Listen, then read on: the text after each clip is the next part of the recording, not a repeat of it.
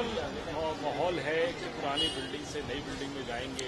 ये एक भावनात्मक पल है देश के लिए भी और हम सब के लिए भी। और ऐसे पल में अगर हम देश के जो संविधान निर्माता थे उनको याद ना करें तो अतिशयोक्ति होगी। डॉक्टर अंबेडकर जी के नेतृत्व में प्रथम प्रधानमंत्री पंडित जवाहरलाल नेहरू जी के नेतृत्व में जो देश की सरकार बनी, पहली सरकार आजाद हिंदुस्तान की 1947 में संविधान सभा बनी, सरदार वल्लभ भाई पटेल, बाबा साहब भीमराव अंबेडकर, डॉक्टर राजेंद्र प्रसाद, पंडित जवाहरलाल नेहरू, मौलाना आजाद, मेरे स्वयं के दादाजी स्वर्गीय चौधरी रणबीर सिंह, ऐसे महापुरुष इसी सदन के अंदर गए, इस बिल्डिंग के अंदर गए 1947 में, और उन सब ने मंथन करके देश का अंबेडकर जी के नेतृत्व में एक ऐसा संविधान दिया जो आधारशिला रखी।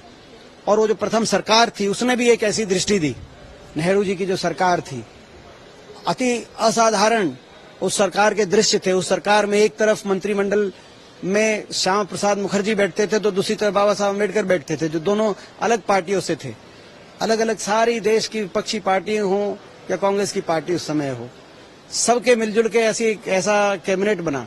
उन्होंने आधार रखी। कई बार जब बड़ी इमारत बन जाए तो हम नींव के अंदर जो ईंट लगी होती है, जो पत्थर लगे होते हैं, उस इमारत को टिकाने के लिए उस आधारशिला को भूल जाते हैं। वो आधारशिला रखी गई। उस समय ऐसा था कि दुनिया की शक्तियां ये कहती थी कि हिंदुस्तान के टुकड़े टुकड़े हो जाएंगे चंद क्षणों में, देश नहीं चल पाएगा। लेकिन देश चला, देश आगे बढ़ा। और आज हम यही सोचते हैं कि देश और आगे बढ़े।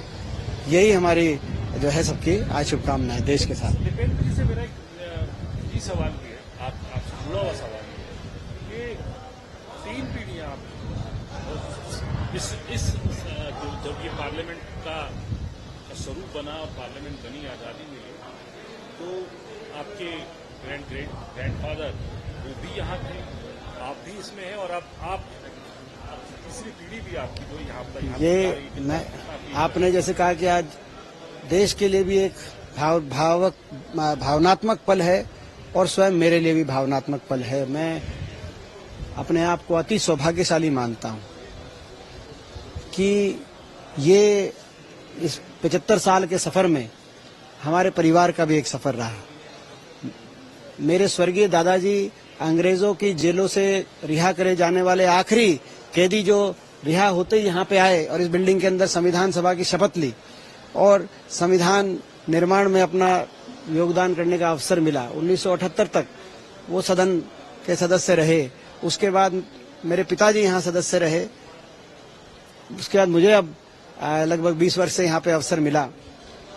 ये सदन ही नहीं है, ये इस सदन को परिभाषित करना आसान नहीं है। वही सदन है जहाँ भगत सिंह जी ने बम फेंका था, क्रांतिकारी सोच की अलग दबाई थी। ये वही सदन है जहाँ नेहरू जी ने ट्रस्ट ऑफ डेस्टिनी का वो उद्घोष किया था, मिडनाइट स्पीच जिसे बोलते हैं, जिसने हिंदुस्तान की आजादी का पूरे दुनिया के अंदर बिगुल बजाया था। ये वही सदन है। जब हम छोटे छोटे थे अपने दादाजी के साथ आते थे, वो लेके आते थे, उनको शौक था, हमें बहुत शौक था। जब हम स्टूडेंट थे बहुत अच्छी यहाँ जो है रसगुल्ले मिलते थे रेलवे कैंटीन में। आज तक उससे स्वादिष्ट नहीं मिल पाए, लेकिन उससे भी स्वादिष्ट जब हम सदन की कार्रवाई देखते थे। हमारे दल के अलावा बाकी दलों में भी ऐसे ऐसे जायंट, सोमनाथ चटर्जी बोलते थे, अटल बिहारी वाजपेयी बोलते थे, चंद्रशेखर बोलते थे। प्रजातंत्र गहना है हमारे देश का। ये हम सौभाग्यशाली हिंदुस्तान की, ये प्रजातंत्र में गौरव है। हम अपने प्रजातंत्र प्रणाली पे, संसदीय प्रणाली पे हम गौरव है। और आने वाले समय में हम ये प्रणाली और मजबूत हो, देश हमारा दुनिया में शक्ति के रूप में आगे आए, इस आधारशिला पे जो हमारे जो है पीढ़ियां जो हजार सीधा देखे गई हैं।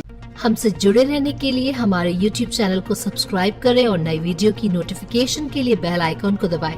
अगर आप ये वीडियो Facebook पर देख रहे हैं तो लाइक जरूर करें और ज्यादा से ज्यादा शेयर करें। धन्यवाद।